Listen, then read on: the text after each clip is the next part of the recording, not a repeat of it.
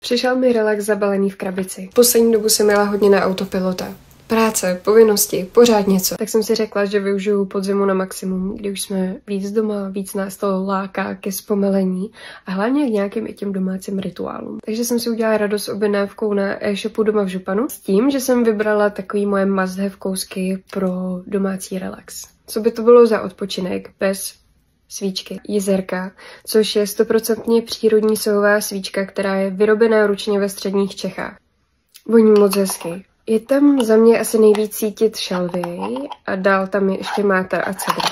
Od stejné značky jsem rovnou vzala esenciální olejček Pančavský vodopád. Moc se mi líbí názvy. Ten obsahuje eukalyptus, tymián, borovici. Co na něm nejvíc oceňuji je, že se jedná zároveň o účinný nástroj proti virózám. Takže v dnešní době, kdy všechno všude skáče, perfektní věc. Jelikož jsem si hodně oblíbila domácí masáže, tak věc, která mi chyběla v mém arzenálu, váleček. Vybrala jsem si tenhle ten perfektní dřevěný, tak se moc těším, až ho vyzkouším. Můžu natočit nějaký video.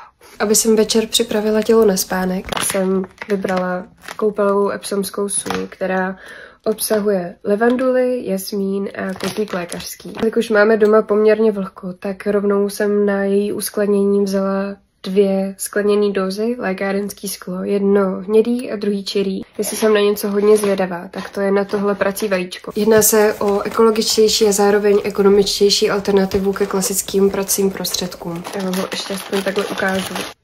A nejdůležitější věc celé objednávky je ten nejměkčí bambusový župan. V něm v podstatě žiju do chvíli, kdy přijdu domů a chci si převlíknout oblečení, v kterém běhám celý den, tak tohle je moje velká láska. Doufám, že tě tohle video inspirovalo k tomu, aby i ty si zpomalila a udělala si svůj relax rituál. Všechno potřebné najdeš na Doma v Županu.